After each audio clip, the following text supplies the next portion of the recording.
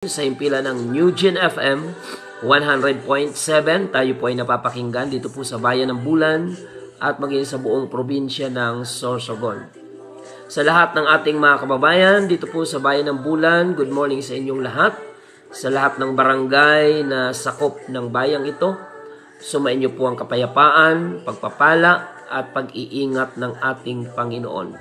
Dalangin po namin sa Diyos na anuman ang inyong pinagdadaanan sa buhay, ay patuloy po tayong samahan ng Panginoon at tayo po ay bigyan ng Diyos ng katagumpayan. At sa lahat ng ating mga kapatiran sa United Pentecostal Church Bulan, good morning po sa inyong lahat mga kapatid sa ating tatlong congregation na pinangangasiwaan sa tulong ng ating Panginoon. Good morning sa ating mga kapatiran dyan sa congregation ng Magsaysay Bulan. Pagpalain po kayo ng ating Panginoon, mga kapatid. Maging sa ating congregation dyan sa Santa Remedios Bulan, good morning sa inyo mga kapatid. Maging sa ating congregation dito po sa Iquirino Bulan, pagpalain po kayong lahat ng ating Panginoon. Patuloy po tayo mga kapatid sa ating programa, Si Jesus ang Buhay na Pag-asa.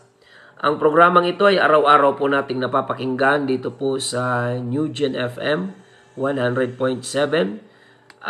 Tayo rin po ay napapanood sa page ng UPC Bulan Church. Salamat sa mga nagsishare ng ating daily episode upang kung paano kayo ay napagpala, ay maging pagpapala din po ito sa mas nakararami. Keep on sharing our daily episode mga kapatid sa inyong mga kaibigan, kamag-anak, kakilala upang ang salita ng Diyos sa ganitong kaparaanan ay ating pong maikalat mga kapatid sapagkat ito ay utos ng Panginoon na humayo kayo sa buong sanlibutan gawing alagad ang lahat ng mga bansa. So ang programang ito ay purely spiritual program, hindi po tayo pampolitikal. Hindi po tayo pang economic program, mga kapatid. Ito po ay spiritual program na tumutugon sa pangangailangang spiritual ng ating mga kababayan sapagkat ang Diyos, mga kapatid, ay nagnanais na makilala siya ng lahat ng mga tao upang sa kanyang pagbabalik sa paglilingkod na ating gagawin, mga kapatid, ay may pangako ang Panginoon na kaligtasan at buhay na walang hanggan. Purihin ang Panginoon. Sa mga nais pong magpaabot ng inyong mga messages, mga kapatid, you can text me at 0951-932-0038. 0951-932-0038. Hindi po yan GCash number, mga kapatid. Yan po ay contact number. Hindi po ako naglalagay ng GCash number sa ating FB live program dahil hindi naman po ito fundraising na programa natin, mga kapatid. Ito po ay spiritual na serbisyo sa ating mga kababayan. So salamat po sa Diyos sa inyong patuloy na pagtangkilik sa programang ito na naglalayon na akayin ang ating mga kababayan sa pagsunod sa kalooban ng ating Panginoon. Good morning sa lahat ng mga viewers natin sa Facebook Live. Sister Joanne Hido de Asis dyan sa Manila, good morning. Pagpalain kayo ng Panginoon. Sister Jane Ioy sa Zone 7. Sister Carmen Garcia Layog. Si Brother Andy Orozco. Amen. Sister Yoli Albao, good morning. Sister Aida Ramos. Bernardo Matilde, good morning. Sister Sheila May Piñaranda sa Sabah, Malaysia. Si Sister Regent Chuji ng UPC Japan. Sister Cherry, Sister Christine, dyan po sa UPC Japan. Good morning po. Sister Laura Gumban at ang buong family ng Guwan, dyan po sa lugar ng Lahong. Pagpalain kayo ng ating Panginoon. Maging Sister Okay? Angelita Saniel Sagun, good morning. Sister Angelita Liguro, Sister Helen Reblora, amen. At lahat ng mga viewers natin, ganon din po yung ating mga OFWs, mga kapatid, pagpalain kayo ng Panginoon sa inyong walang sawang pagsubaybay, saan man kayong bansa naroon. Kayo punaway samahan ng Panginoon at patnubayan ng kapangyarihan ng Diyos. Si Brother Julio Guelas, dyan po sa Saudi Arabia. Si Brother Noni Ioy, dyan po sa Saudi Arabia. Good morning. Maging Sister Aliyah Sadol, dyan sa Dubai. Sister Mirna, dyan po sa Kuwait. Sister Ria Jano sa Saudi Arabia. Si Brother Erickson Bagaw, dyan po sa Hungary. Good morning sa inyo dyan. Brother Serafin Akiwo, dyan po sa San Vicente. Good morning po sa inyo. And Sister Nanette. Sister Annie Maalio Ringor, good morning. Si Brother Albert Gadicho, dyan sa Bulacan. Sister Marilyn Catalan. Nelson Viesca, good morning. Thank you. Pakishare na lang po mga kapatid ng ating episode ngayong umaga upang patuloy po na pakinabangan ng mga taga-subaybay natin sa kanilang spiritual na paglilingkod sa Panginoon. Ipinag-aanyaya po namin sa inyo mga kapatid ang malaking pagtitipon na gagawin ng United Pentecostal Church ngayong darating na linggo. Ini-invite po natin lahat ng ating mga listeners sa radio, saan man kayo naroon dito sa Bayan ng Bulan. We invite you to attend our first Sunday revival service dito po sa UPC Compound, Iquirino, Bulan, Sorsogon. Ngayon darating na linggo alas 8 ng umaga. So muli nating pag-iisahin ang tatlo nating congregation pinangangasiwaan, ang Magsaysay Congregation, Santa Remedios Congregation. Magsasama-sama po tayo rito sa Iquirino UPC Compound, alas 8 ng umaga. And for more inquiries mga kapatid, you can text us at 0951-932-0038. Sa lahat ng mga kababayan natin, bigyan natin ng pansin ang paanyayang ito. Ito po ay spiritual na ang magkikinabang nito ay ang inyong mga kaluluwa. Mga kapatid, hindi po ito pagtitipon na politiko ang may patawag mga kapatid. Ito po ay pagtitipon na ang Panginoong Hesukristo ang nag-uutos na tayo ay lumapit sa Kanya. Kung kaya't ang benepisyo nito ay hindi lamang material mga kapatid, kundi una, pinakamahalagang bagay mga kapatid ay spiritual na pakinabang. Sapagkat ang ating physical ay temporary lang, ngunit ang ating kaluluwa ay eternal. So ang benepisyo ng paanyayang ito is about your soul mga kapatid, tungkol sa kaluluwa nyo mga kababayan.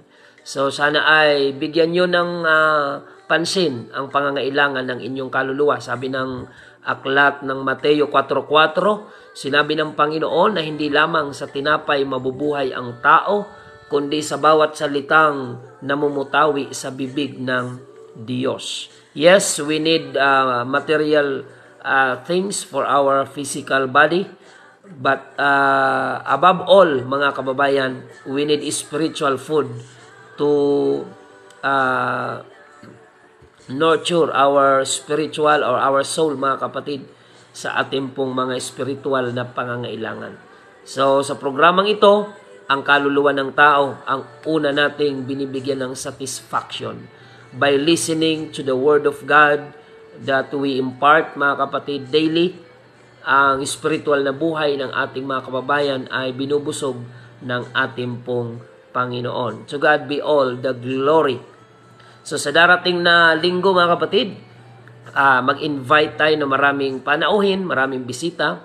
Muli nating punuin at apawin yung ating lugar ng panambahan dito po sa UPC Compound, Iquirino, Bulan, Sorsogon. Alas 8 po yan ng umaga, matatapos ng mga alas 11 ng umaga. So purihin ang Panginoon. At paghandaan po natin yan sa lahat ng mga department, music department, mga kapatid, mga cell group leaders, mga kapatid, patuloy po natin ipag-anyaya ang gawain po ng Panginoon. Good morning kay Sister Renilda Balmes and Brother Jofil dyan po sa Erosin, Sorsogon. Good morning po. Pagpalain kayo ng Panginoon. Sister Rachel Gabin Dakutanan, good morning po. Si Brother George Kamayo Tabog, good morning. Pagpalain kayo ng Panginoon. At sa ating pagpapatuloy, mga kapatid, tayo po muna ay manalangin bago tayo dumako sa pag-aaral ng salita ng Panginoon. Let us pray na ang Diyos ay patuloy na kumilos sa ating mga kababayan habang ang programang ito ay napapakinggan online and on air ngayong umaga. Tayo po ay mag-pray. Panginoong Jesus, kami po ay nagpapasalamat sa dakila mong biyaya, hininga at buhay na ipinagkakaloob mo sa amin, upang ang buhay na ito ay amin pong magamit upang ikaw ay aming paglingkuran at sundin ang iyong banal na kalooban. Panginoon, dalangin po namin ang aming mga kababayan, abutin mo po ng iyong makapangyarihang kamay saan man sila naroroon ngayon at sa anumang kalagayan na kanilang kinaroroonan, Panginoon, mga pinagdadaan ng mga sitwasyon. Dalangin po namin na ang iyong mapagpalang kamay ang siyang kumilos at iabot sa aming mga giliw na taga-subaybay. Patuloy mong pagkalooban ng bukas na puso at kaunawaan ang lahat ng aming mga taga-subaybay sa umagang ito, na anupat ang iyong salita ay maging pundasyon ng kanilang spiritual na buhay at paglilingkod sa iyo. Ganon din ang mga prayer request. Pagkalooban mo ng kagalingan ang mga may taglay na karamdaman. Ngayong umaga, Panginoon, dalangin po namin Sister Evelyn Griego, na kung saan siya po ay nasa Sorsogon Provincial Hospital. Pagkalooban mo siya ng kagalingan, protection na nagmumula sa iyo. Ang kagalingan ay ipagkaloob mo po sa aming kapatid. Ganda Sister Heidi Grona, na kung saan bagong opera na andyan sa Sorsogon Hospital, Sordok. Patuloy mo pong pagkalooban ng kagalingan, complete recovery from operation, at patuloy mong igawad sa kanya ang kalakasan, Panginoon.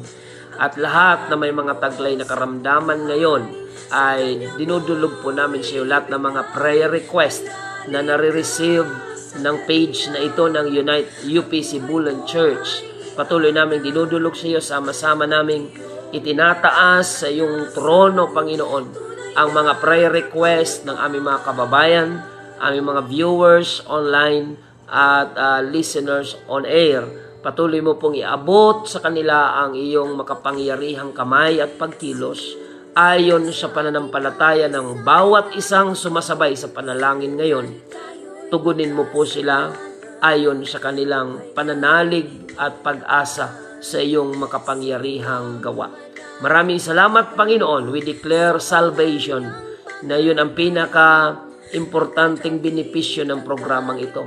Pangkaligtasang benepisyo para sa kaluluwa ng bawat nakikinig sa programang ito. Magpalaya ka ng mga taong gapos ng kasalanan. Magbigay ka ng kaligtasan, Panginoon, sa mga taong naalipin ng bisyo. Patuloy mong palayain, Panginoon, at ikaw ay makilala nila na nag-iisang Diyos, Panginoong Hesukristo, na ikaw ay nag-alay sa krus ng Kalbaryo ng buhay upang kami ay matubos. Maraming salamat, Panginoon. Sa iyo lamang namin iniaalay ang pinakamataas na pagpupuri at pagsamba. In the name of our Lord Jesus Christ we pray. Amen and amen.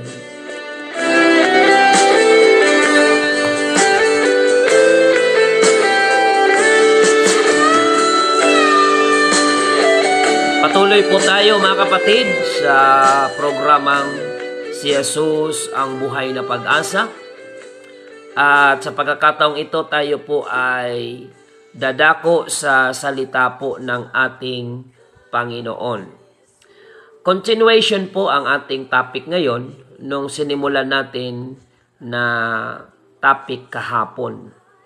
Mga kapatid, it's about growing, mga kapatid. Before going somewhere, to to bring the gospel. So ang title natin kahapon ay Grow Before You Go. Lumago bago humayo. Mga kapatid.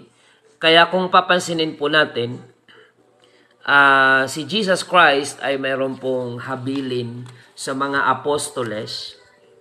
Pag akyat niya sa langit, mga kapatid, ang sabi ng Panginoon sa mga alagad, maghintay kayo sa Jerusalem. Huwag muna kayong aalis, bagamat mga kapatid, naibigay na ang utos, doon sa Great Commission, binigay na ng Panginoon ang kautusan, humayuan niya kayo, gawing alagad ang lahat ng bansa. Subalit mga kapatid,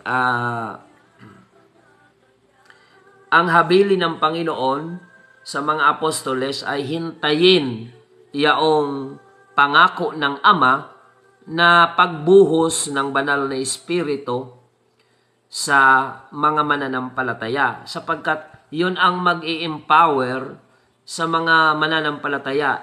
Naroon na sa kanila yung knowledge, binigay na ng Panginoon, naroon na yung instruction kung ano ang kanilang gagawin. Pero ang sabi ng Panginoon, huwag mo na kayong umalis. Ang go signal ng Panginoon sa mga alagad ay dapat nilang hintayin. Bagamat na ando na, well-instructed na ang mga alagad kung saan sila patungo, mga kapatid, sa paghayo. Well-instructed na sila kung paano sila mangangaral, ano ang kanilang gagawin, mga kapatid. Subalit ang sabi ng Panginoon, sa Gawa 1, dito sa 4, ganito po ang sinasabi ng banal na kasulatan. At palibhasa'y nakikipagpulong sa kanila, ay ipinag-utos niya sa kanila na huwag silang magsialis sa Jerusalem, kundi hintayin ang pangako ng Ama na sinabi niyang narinig ninyo sa akin. Yan po mga kapatid. Ano po yung pangako ng Ama na sinasabi ng Panginoon na dapat hintayin ng mga alagad bago sila magsagawa ng paghayo? Ito yung empowerment sa mga mananampalataya.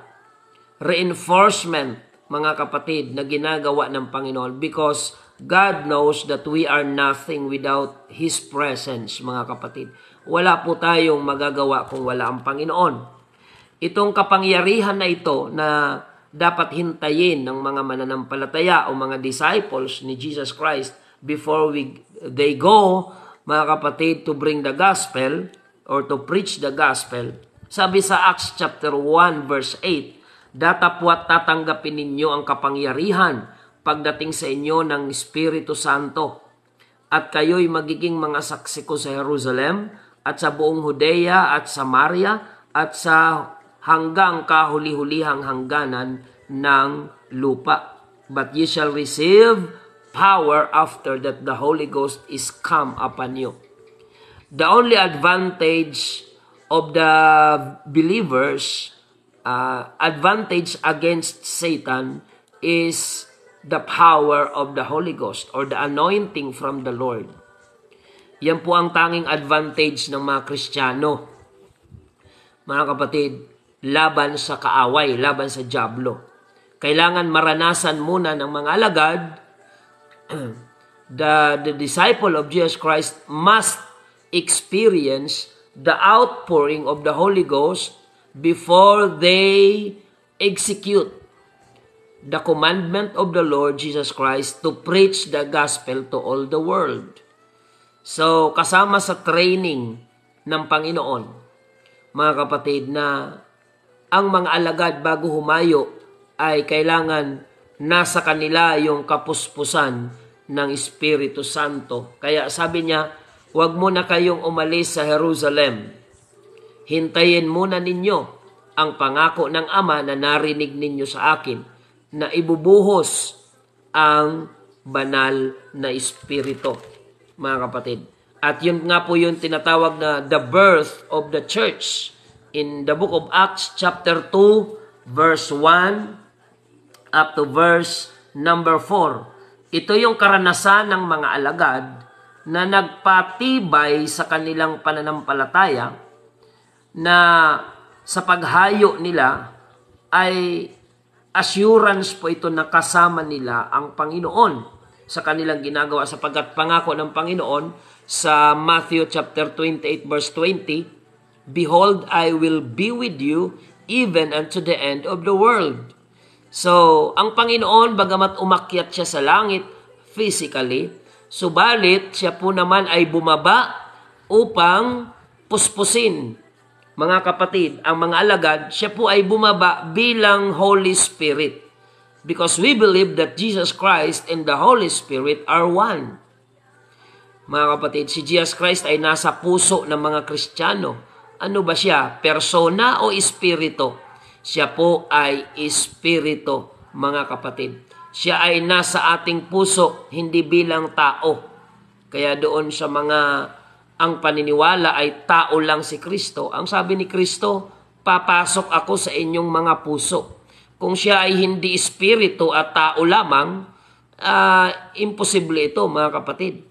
But because Jesus Christ and the Holy Spirit are one, hindi po mahirap unawain. Pag sinabing si Jesus Christ ay nananahan sa ating mga puso, simply because He is the Holy Spirit, mga kapatid. Siya ang banal na espiritu. Kaya nga ang sabi ng Panginoon, saan man naroroon ang 2 o 3 na nagkakatipon sa aking pangalan, ay naroon ako sa kalagitnaan nila. So sa bawat 3 o 2 tao na nagtitipon sa buong mundo, mga kapatid, na ang dahilan ng kanilang pagtitipon ay ang Panginoong Hesukristo, pinangakuan niya yon. Halimbawa, may 1 milyon na pagtitipon tungkol kay Jesus Christ, sabay-sabay sa isang araw. Lahat ng pagtitipon na yon, na ang dahilan ay si Jesus Christ, ay naroon si Jesus Christ sa kanilang kalagitnaan. Because Jesus Christ is the Holy Spirit, and being the Holy Spirit, He is everywhere. Jesus Christ is omnipresent God, mga kapatid, being the Holy Spirit. Siya po ay sumasa lahat ng dako. So, ang karanasan ng mga alagad, yung empowerment na ginawa ng Panginoon sa kanila, kasi hahayo sila para iligtas ang buong sanlibutan. At 12 lang sila, nalaglag pa si Judas, mga kapatid. So, 11 disciples, mga kapatid, ang natira. At ang utos ng Panginoon, buong sanlibutan, hahayuan nyo. Go unto all the world. Imagine, mga kapatid, paano kakayanin ng 12 persona na i-evangelize ang buong sanlibutan, mga kapatid, kung sa kakayahan lamang nila sila mananangan. Kaya kailangan nilang lumago at kailangan nilang maranasan ang kapuspusan ng Espiritu ng Panginoon. Look what happened to the disciples on the day of Pentecost. The experience that they experience, yun din ang experience na dapat nating ma-experience ngayon, because Jesus Christ is the same yesterday, today, and forever. Acts chapter 2 verse 1, at nang dumating nga ang araw ng Pentecostes, silang lahat ay nangagkakatipon sa isang dako, at biglang dumating mula sa langit ang isang ugong na gaya ng isang humahagibis na hanging malakas, at pinuno ang buong bahay na kanilang kinaroroonan. At sa kanila'y may napakitang mga dilang kawangis ng apoy na nagkabahabahagi at dumapo sa bawat isa sa kanila. At silang lahat ay nangapuspos ng Espiritu Santo at nangagpasimulang magsalita ng iba't ibang wika ayon sa ipinagkakaloob ng Espiritu na kanilang salitain. So dito po, mga kapatid, ay binibigyan ng emphasis na yung initial evidence na ang tao ay napupuspos ng banal na Espiritu ay ang sinabi dito sa Acts chapter 2 verse 1 to 4, na ang tao, ang mga alagad nung sila ay napuspos ng Espiritu Santo, ay nagsalita sila ng iba't ibang mga wika or speaking in tongues or other tongues, mga kapatid. Speaking in other tongues. Sila po ay nagsalita ng iba't ibang wika. Kanino raw ito kaloob? Hindi po kaloob ng dyablo, kundi kaloob sa kanila ng Espiritu Santo, mga kapatid. Kaya, yung napupuspos ng banal na Espiritu, meron siyang initial evidence na maririnig at makikita. Ang sabi ng Bible, they were all filled with the Holy Ghost and began to speak with other tongues as the Spirit gave them, mga kapatid, utterance ayon sa ipinagkaloob sa kanila ng banal na Espiritu. So kaya empowerment po yun ng Panginoon sa mga alagad. Ibig sabihin, hindi sila pinapayagang humayo na hindi muna sila puspos ng banal na Espiritu.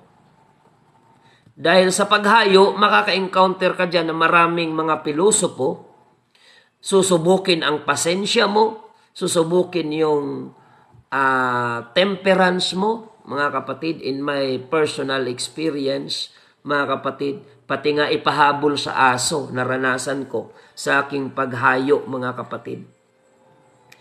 Papakawalan yung napakatapang na aso dahil ayaw makinig sa si-share ng salita ng Panginoon. Napakarami at kulang ang oras natin para i-share ko sa inyo yung mga experience ng inyong lingkod sa evangelism, sa paghayo, mga kapatid. Na kung hindi ka malago, talagang may mga taong pipikon sa iyo, may mga taong mang-iinis sa iyo, mangungutya, mag-aalipusta sa iyo, mga kapatid. At ilan sa mga pilosopong yon, salamat sa Diyos, ay kasama na natin ngayon sa gawain ng Panginoon. Hindi lang yon, may mga magagalit sa iyo. Okay lang naman, medyo magaan-gaan pa yung pilosopo, mga kapatid. Pero yung medyo mahirap, yung aawayin ka at magagalit sa iyo, mga kapatid. Kung hindi ka malago, ay talagang hindi mo mapapanindigan ang pagpapakumbaba na iniutos ng ating Panginoon. That's why our lesson for today, mula pa kahapon, is nagsasabing we need to grow before we go. Mga kapatid, kailangan natin lumago bago humayo. Kailangan yung kasangkapan, kumbaga sa sundalo, hindi ka pwedeng sumugod sa labanan na baton lang yung daladala mo. Kailangan ikaw ay fully equipped, mga kapatid. Sabi po ni Apostol Pablo kay Timoteo, study to show thyself approved unto God, a workman that needeth not to be ashamed, rightly dividing the word of truth. May mga tao na ma-encounter ka na tila ba mas magaling pa sa'yo.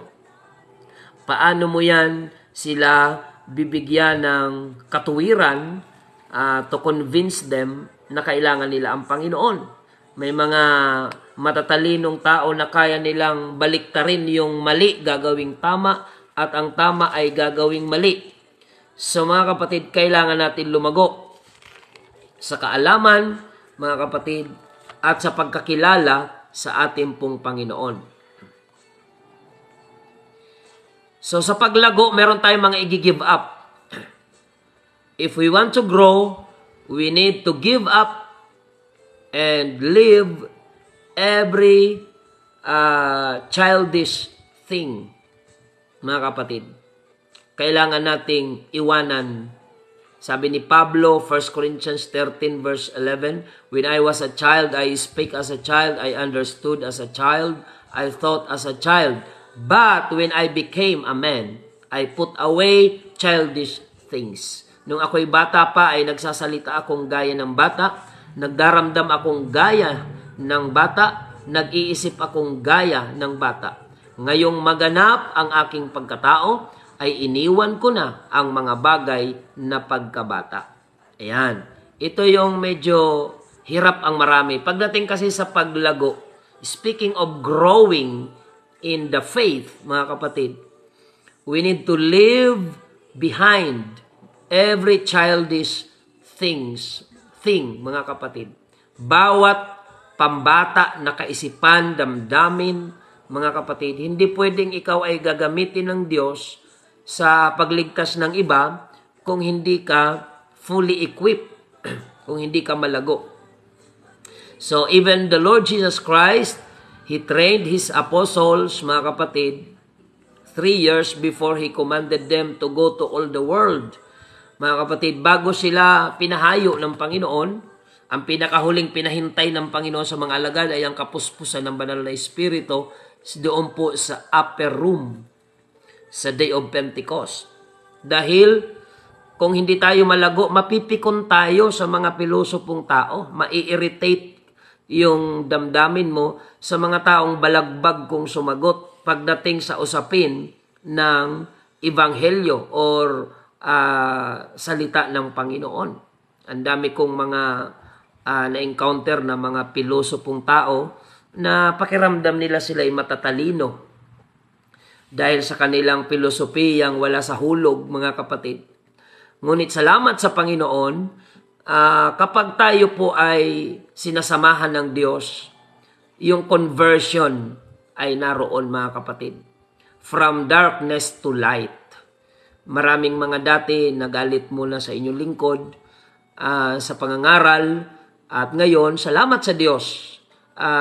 To God be the glory. Kasama na natin sa paglilingkod sa Panginoon, sa pagkilala sa iisang tunay na Diyos. Purihin ang Panginoon, mga kapatid. Kaya kailangan natin lumago upang maging effective tayo sa paghayo. 2 Peter chapter 3 verse 18, but grow in grace and in the knowledge of our Lord and Savior Jesus Christ. Lumago tayo sa pagkakilala at sa biyaya ng Panginoon. Mag-aral ng salita ng Diyos at patuloy po na magpaturo. Kasama yan. Kung nais mong mag-aral ng salita ng Diyos, kailangan meron kang teachable na espiritu. Meron nga akong binanggit sa church last Sunday, paano mo malalaman na ikaw bilang Kristiyano ay hindi pa malago?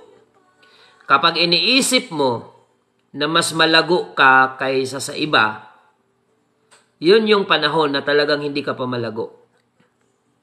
Kapatid, kapag iniisip mo na mas marunong ka kaysa sa iba, mas malago ka kaysa sa iba, mas magaling ka kaysa sa iba, mas okay ka kaysa sa iba, pagdating sa mga bagay na yan, mga kapatid, pambata yan na kaisipan.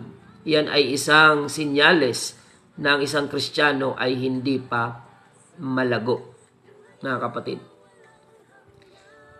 Dahil ang totoong malalago, marunong magpakumbaba, marunong sumunod. Parang palay, mga kapatid.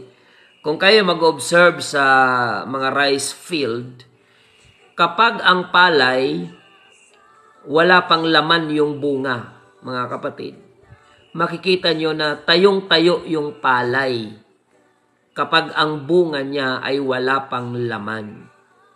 Kailan yumuyuko yung palay? Kapag mabigat na yung laman ng kanyang bunga. May wisdom tayong matututunan dyan, mga kapatid. Kaya yung mga nagsasabing Kristiyano na hindi pa marunong yumuko, mga kapatid, ibig sabihin, wala pang gaanong laman yung kanilang bunga. Ang palay na hindi pa yumuyuko, wala pang laman ang bunga niya. Meron pa lang siyang shell, mga kapatid, pero wala pang laman. Pero kapag ang palay ay hinog na, mga kapatid, makikita nyo na yukong-yuko na yung palay. Kaya nga kapag bumagyo, humangin, nadadapa na yung mga yan sa bigat ng kanilang daladalang bunga. Kaya sa mga tunay na Kristiyano na malalago, hindi sila nahihirapang magpakumbaba. Yumuyuko sila, kusa, mga kapatid. Yung palay na tayong-tayo, pag pinilit mo yung yumuko, mababali po yun. Kaya may mga Kristiyano na kapag nakarinig ng saway, nababali. Bakit? Kasi hindi pa nila kayang kusa na yumuko. Hindi kagaya ng palay na mabigat na yung kanilang bunga at laman, kusa na silang yumuyuko. Wala nang nagpupuwersa sa kanila na yumuko. Mga kapatid, kusa na silang yumuyuko dahil mayroon na silang laman. Pero yung walang laman na palay, pag pinayuko mo, mababali yon. Minsan ganun din yung mga Kristiyanong hindi pa malago. Pag tinuruan mo ng medyo mabigat-bigat na salita, ay nababali. Bakit? Kasi wala pang laman ang kanilang bunga, mga kapatid. Purihin ang Panginoon. So let us grow. I hope that this topic will help you to grow spiritually. And the more na tayo tumatagal sa paglilingkod, dapat the more na tayo ay nagiging malago, ayaw ng Panginoon ng stagnant na pananampalataya. Purihin ang Diyos. Tuloy po tayo mga kapatid. Kung paano ang isang bata na bagong panganak, gaya ng mga sanggol, according to 1 Peter chapter 2 verse 2, gaya ng mga sanggol na bagong panganak, ay nasain ninyo ang gatas na walang daya, na ukol sa Espiritu, upang sa pamamagitan nito'y magsilago kayo sa ikaliligtas. Yan, yung strong desire ng Kristiyano sa Word of God na pinananabikan mo parang sanggol na kapag gutom na yung sanggol, umiiyak yan, tatahan lang yan pag binigyan mo ng gatas. Dapat ganon ang maramdaman ng mga Kristiyano, yung pananabik sa salita ng Diyos as our spiritual food. Mga kapatid, dapat meron tayong strong desire to receive the food spiritually, the Word of God. Kaya ang pinaka-climax ng pagtitipon sa pagsamba, hindi po yung mga awitan. May mga simbahan ngayon na ang pinaka-sentro, ang pinaka-climax na ng kanilang pagtitipon ay ang awitan, tugtugan, kantahan. I'm not against music in the church. I am a musician before I became a pastor, mga kapatid. Ako po ay musician, choir director po ako, bago ako naging pastor. At wala akong plano o pangarap maging pastor. Musika ang aking buhay, mga kapatid, before. So I'm not against music pagdating sa church. However, dapat maunawaan, maging na mga musician, na ang pinaka-climax at pinaka-importanting bahagi sa pagtitipon at pagsamba ay ang salita ng Diyos na ipinapangaral. Mga kapatid, minsan may mga musician after ng pagtugtog, mga kapatid, lalabas at nando sa likuran, nakikipagkwentuhan. So ang pinaka-importanting bahagi pagdating po sa gawain, it's not about music, but it's about the Word of God being preached to the people of God for them to grow spiritually, mga kapatid. Yun ang pinaka-importante. Nasain ng bawat Kristiyano ang gatas na walang daya na ukol sa Espiritu sa ikalalago ng pananampalataya sa ikaliligtas. So, speaking of spiritual growth, mga kapatid, ang sabi po ni Apostol Pablo sa Philippians chapter 3 verse 13, Brethren, I count not myself to have apprehended, but this one thing I do, forgetting those things which are behind and reaching forth unto those things which are before. Mga kapatid, hindi ko pa inaaring inabot, datapwat isang bagay ang ginagawa ko, na nililimot ang mga bagay na nasa likuran at tinutungo ang mga bagay na hinaharap. Ayan. Purihin ang Panginoon. Meron pong frustration yung writer ng Hebrews na dapat sana daw yung mga tao ay tagapagturo na. Ibig sabihin, may expectation siya na hindi namimit.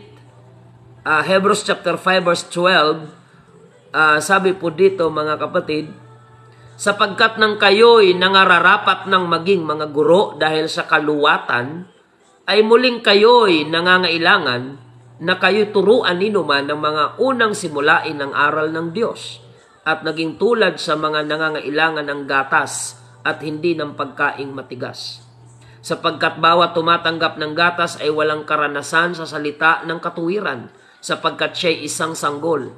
Ngunit ang pagkaing matigas ay sa mga may gulang, sa makatuwid ay doon sa mga sa pamamagitan ng pamimihasa ay nangasanay ang kanilang mga pakiramdam upang makilala ang mabuti at ang masama. Ayun. Nag-express ng frustration yung writer ng Hebrews. Ang sabi niya, mga kapatid, dapat sana, do sa mga kapatiran, tagapagturo na kayo dahil ang tatagal nyo na sa gawain. Pero ngayon, kailangan kayo uli turuan ng malalambot na pananalita na tinatawag na yung gatas. Pangsanggol po yung gatas. Yung dumidede sa tsupon, mga kapatid. Dahil wala pa silang kakayahan to digest hard food, ang bagay sa mga bata ay gatas, mga kapatid. Sa spiritual naman, yung gatas ay yung mga malalambot lang yan ng mga katuruan. Mga sabi sa Bicol, agoy-agoy, himas-himas, na para bibihin yung tao. Ang church, yes, may mga baguhan dyan, merong mga bagong baptized, sila ay mga sanggol, pero kailangan makarinig ng mga hard na teaching yung mga matatagal na para hindi sila masanay na gatas lang ang kinakain. Kailangan makatikim ng rebuke. Utos po yan ng Panginoon. 2 Timothy chapter 4 verse 2. Preach the word, be instant, in season, out of season. Reprove, rebuke, exhort with all long-suffering and doctrine. Ipangaral mo ang salita, magsikap ka sa kapanahunan at sa di kapanahunan. Sumawata ka, sumaway ka, mangaral ka ng may buong pagpapahinuhod at pagtuturo. Utos po ng Panginoon. May mga mananampalatayang hindi kinakaya yung rebuke. Bakit? Kasi sanggol pa ang quality. Bata pa yung quality ng kanilang pananampalataya. Sabi ko nga sa inyo, mga kapatid, lahat ng lumalago ay natitisod muna. Pero hindi lahat ng natitisod ay lumalago. Depende yan sa kung paano mo hinahandle yung iyong emotion, paano ka nagre-react sa sitwasyon. Naituro ko na minsan, mga kapatid, yung 90-10 principle. Mga kapatid, hayaan yung isingit natin ito saglit. Ano itong 90-10 principle? Mga kapatid, bawat problema at sitwasyon na dumarating sa iyo, that's only 10%. Mga kapatid, nawalan ka ng ganito, nasira yung gamit mo, lahat ng mga sitwasyon na dumarating na hindi mo kontrolado, that's only 10%. Sa kabuuang 100%. 10% lang yung sitwasyon. Halimbawa, siniraan ka ng isang tao. Hindi mo naman yung kontrolado. And that's only 10% sa kabuuang 100% na problema. But the 90%, nakadepende yan sa kamay mo. The way you react to every problem and situation, that is 90%. Para mabuo ang 100% na problema, ang 10% niyan ay nasa sitwasyon. Halimbawa, ikaw ay nadapa, di mo naman yung sinasadya. That's only 10%. Pero paano ang reaction mo pagkatapos mong madapa? Yan ay 90% para mabuo mo yung 100% na problema, mga kapatid. So, ibig sabihin, anuman ang mangyari sa buhay mo, anuman ang sitwasyon sa paligid mo, that is only 10%. And the way you react to that situation is 90%. The way you handle your emotion, mga kapatid. Paano mo tatratuhin yung sitwasyon? Kung di ka mag-iingat, 90% yan, hawak mo, na makakadagdag sa 10% na sitwasyon para magkaroon ka ng 100% na problema. Mga kapatid. Pero kung malago ka spiritual, yung sitwasyon ay pwede mong i-pacify sa pamamagitan ng pagre-react positively. Halimbawa, nabasag ng anak mo yung kaingat-ingatan mong plato. Mamahaling plato, halimbawa lang, nabasag ng anak mo. Hindi mo na yun mababalik. Kahit murahin mo yung anak mo, kahit hambalusin mo ng 2x2, hindi mo na maibabalik yung nabasag na plato. Kaya pipili ka lang ng reaksyon. Ang iba, dahil nabasag ang plato ng anak, nalamuyuan, sabi sa Bicol. Kaya nakadampot ng 2x2 yung nanay or tatay, nahambalos niya yung kanyang anak sa ulo. Sa sobra niyang galit, nagdilim ang kanyang paningin. Napalo niya yung kanyang anak doon sa delikadong parte. Halimbawa sa ulo, mga kapatid. Kung tutuusin, magkano lang naman yung plato? Sabihin na natin na 200 pesos yung halaga ng plato na nabasag ng anak mo unintentionally. Dahil hindi mo kinontrol ang iyong reaction, dahil hindi ka malago, pinairal mo ang damdamin, nalamuyuan mo ang bata mo, nahampas mo ngayon ng 2x2 o anumang tubo, sa galit mo, nang dilim ang paningin mo, na hospital yung anak mo, at ngayon ay nagkaroon ng blood clot sa ulo dahil napalo mo ng matigas na bagay, na hospital yung anak mo, hanggang sa namatay, halimbawa lang naman ito. So, sino ang nagpalala ng sitwasyon? Ikaw. 200 pesos lang naman yung halaga ng platong nabasag. Pwede mo siyang pagsabihan, pwede mong pagalitan sa tamang kaparaanan. Pero yung hindi mo kinontrol ang iyong reaction sa 10% na sitwasyon, pinalala mo ng iyong reaction, nagbigay ka ng 90% na ambag sa problema, na kumpleto mo yung 100% na problema sa pamamagitan ng hindi tamang pag-react, pagtugon sa sitwasyon. That's why we need this topic. Kailangan natin mag-grow, mga kapatid. So, tandaan nyo po yung 90-10 principle of handling situation, mga kapatid. Bilang malalagong Kristiyano, alam natin na hindi sa pagmumurahan makukuha ang solusyon sa problema, kundi sa pag-uusap ng mahinahon at panalangin upang ang Panginoon ay mag-intervene, kumilos, pumamagitan, mga kapatid, pumagitna ang Panginoon at ang kapayapaan ay paghariin sa ating pong mga buhay. Yan po ang ating natalakay ngayon, mga kapatid. Sa mga mananampalataya na excited humayo, okay yan. Masaya si pastor na marami ang excited na humayo. But before we go, we need to grow. Kailangan natin munang lumago. Maraming salamat, mga kapatid. That's all for today. Nawa ay kinapulutan nyo po ng kalakasan ang topic nating pinag-aralan mula kahapon hanggang ngayon, mga kapatid. Pagpalain po kayo ng ating Panginoon. At sa huling bahagi ng ating programa, tayo po ay manalangin, mga kapatid, sa ating Panginoon. Mapagpalang Diyos, kami po ay nagpapasalamat.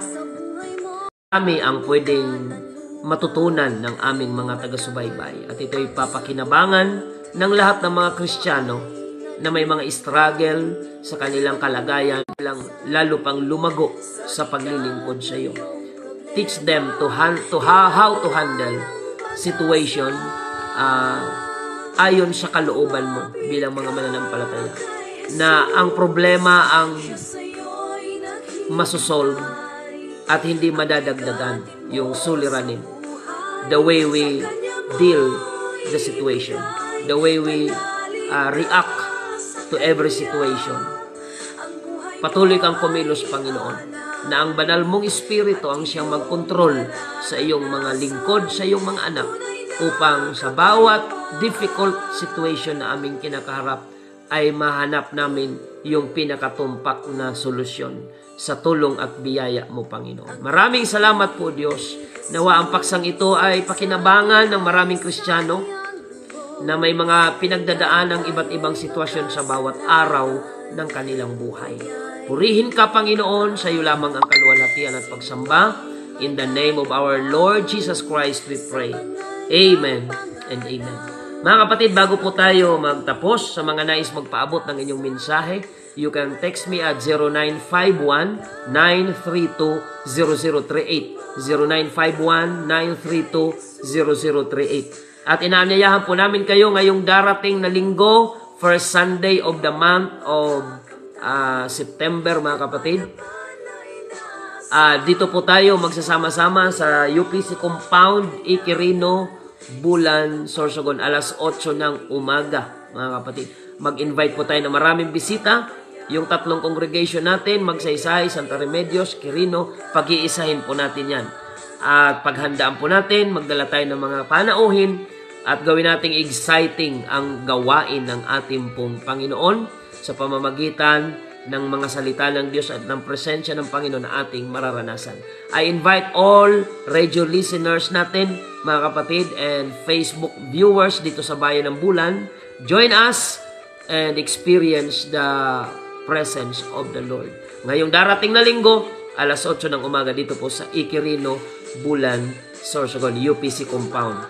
At meron po akong Bible study bukas, araw ng Huwebes, dyan po sa bahay ni na Kuya Amon and Ate Kaling sa Barangay Monte Calvario, Bulan, Sorsogon. Good morning kay Kuya Amon and Ate Kaling. Pagpalain po kayo ng Panginoon. Magkita-kita tayo bukas sa ating Bible study alas 3 ng hapon. At sa lahat ng mga kapatiran dyan sa Hamorawon, Daganas, magkita-kita po tayo bukas dyan po sa Bible study. Maraming salamat po. Ito po ang inyong lingkod, Pastor Randy Rosare ng United Pentecostal Church Bulan, na nagpapasalamat sa inyong pagsubaybay. Pakishare ng ating episode ngayon sa lahat ng mga viewers upang marami ang mapagpala at lumago. Maraming salamat po. Ito po ang inyong lingkod, Pastor Randy Rosare ng United Pentecostal Church Bulan, na nagpapasalamat sa inyong pagsubaybay at lagi nating tandaan, tanging si Jesus lamang po ang ating buhay na pag-asa.